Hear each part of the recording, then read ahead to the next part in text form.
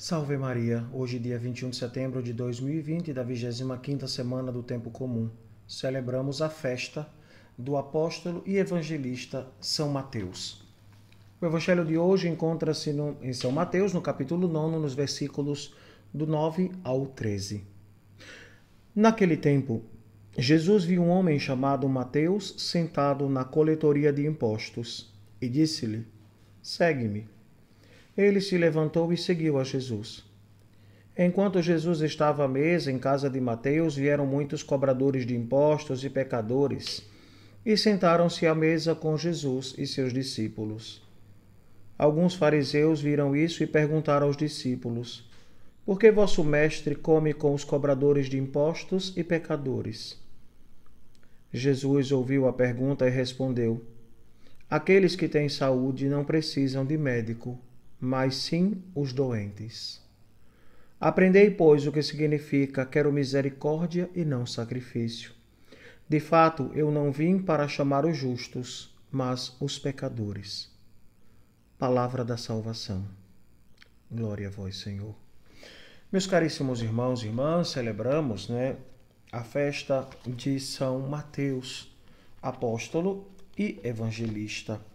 Claro, nós entendemos que Jesus, ao fazer o chamado a Mateus, que era cobrador de impostos, também chamado de Levi, ele imediatamente deixa a coletoria de impostos e segue a Jesus. Percebemos, o chamado de Nosso Senhor é um chamado muito forte, que toca, vai lá no fundo da nossa alma. E que com certeza, aqueles que estão abertos à ação e à graça de Deus percebem este chamado. São Mateus, apóstolo e evangelista, ele nasceu em Cafarnaum. E quando Jesus o chamou para fazer parte dos discípulos, daqueles que o acompanhavam, ele era cobrador de impostos. E toda a tradição da nossa Igreja Católica é unânime em reconhecê-lo como o autor do primeiro evangelho, que foi escrito primeiro em arameu e depois traduzido para o grego e, claro, chega depois a todos nós. Mateus, como publicano, estava a serviço de Herodes e, sem ser funcionário, era aquele que arrecadava os impostos. Esse ofício era muito mal visto. As pessoas, de um certo modo, odiavam os cobradores de impostos. E mesmo desprezado pelo povo, embora fosse como um cobiçado porque permitia enriquecer-se em tão pouco tempo, Mateus devia ter uma boa posição, pois pôde oferecer um grande banquete em sua casa, onde participou vários outros publicanos e, claro, Jesus estava com eles e os outros discípulos. Então nós entendemos que Jesus, trazendo essa realidade dentro do contexto do Evangelho, ele nos diz que veio para aqueles que estavam enfermos. Quem está são não precisa de médico. Claro, falando isso, Jesus ressalta a posição dos fariseus, que viam num cobrador de imposto, num publicano, que era alguém que deveria ser desprezado ou até desprezível.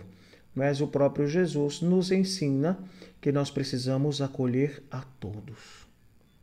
Não podemos rotular as pessoas, porque uma carinha de anjo pode se esconder um grande demônio. E numa cara carrancuda, triste ou até mesmo que não nos agrada, pode ter uma docilidade angelical, de uma expressão de caridade e de amor de Deus. Então a gente não pode, à primeira vista, fazer o julgamento de alguém. Por mais que a função que esta pessoa exerça, muitas vezes, seja vista como uma coisa que é injusta, que não é para o bem de todos, ou quem sabe qualquer outra realidade, A humanidade é cheia dessas realidades, as quais muitas vezes nós nem compreendemos, nem lei nenhuma, E por mais que a gente estude, a gente não vai entender nunca, porque algumas coisas são como são. Falta honestidade, falta vergonha, falta caráter. E Jesus nos quer mostrar, que um cobrador de impostos, alguém que era tido como um pecador, pode ser um discípulo seu. Basta ter uma vida digna, basta ter oração, basta querer. Então, o primeiro movimento na vida da gente é um movimento interior. Então, eu aceito, eu quero, e então eu vou corresponder. Ou seja, respondo à proposta do Cristo. E Mateus, Levi, deixa tudo para seguir a Jesus. Será que você estaria disposto ou disposta a seguir a Jesus? Completamente, deixar tudo para trás e começar uma vida nova em Cristo? Claro, para você que é casado, né, para você que já tem uma vida quase estabilizada, é um pouco difícil, mas não é impossível, não é?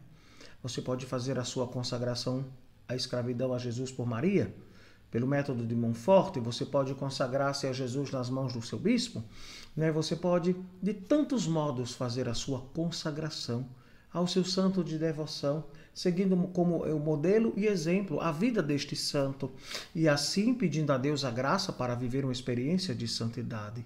Então, todos nós somos chamados a esta experiência. E nosso Senhor diz, né, eu quero misericórdia e não sacrifício, né, nos recordando, não é, que é necessário a vivência da misericórdia. O sacrifício nos ajuda, mas não é o fundamental. Não é o fundamental. Porque o sacrifício que nós fazemos, não é, que vivenciamos, um jejum, uma penitência, vai nos ajudar a sermos mais perfeitos e mais santos.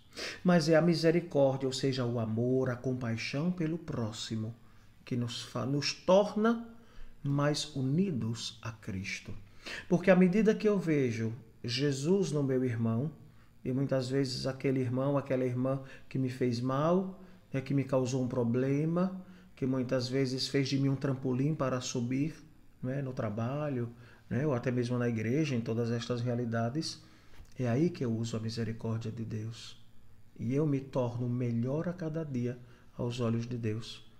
Por isso, queridos irmãos e irmãs, vamos pedir a nosso Senhor que a cada dia Ele nos dê a graça e a força do Espírito Santo para fazer como Levi, Mateus, né? Que deixa tudo para seguir o Mestre. Que nós deixemos de lado tudo aquilo que nos atrapalha para viver a nossa fé. Tantas distrações. Os meios de comunicação nos ajudam, mas quanto nos atrapalham para uma experiência concreta de Cristo. E depois as pessoas dizem, eu não tenho tempo. Em meio a uma pandemia, quando se não tem tempo, né? Tem tempo para a pandemia, por acaso? Peçamos a Jesus, Senhor, dá-nos a graça de aproveitar o tempo, consumi-lo, né? Consumir o nosso tempo no conhecimento da palavra, no conhecimento, né, da vivência desta mesma palavra. Que assim seja. Amém. O Senhor esteja convosco, Ele está no meio de nós. Pai de misericórdia, te pedimos a tua graça, a tua bênção sobre este vosso filho e filha que nos acompanha. Que o Espírito Santo possa enchê-lo, possa transbordar na tua graça, para que possam a cada dia, embebidos da tua palavra, viver como verdadeiros e autênticos filhos de Deus, como foi Mateus. Por Cristo nosso Senhor. Amém. O Senhor esteja convosco, Ele está no meio de nós. Abençoe-vos o Deus Todo-Poderoso, Pai, Filho e Espírito Santo. Amém.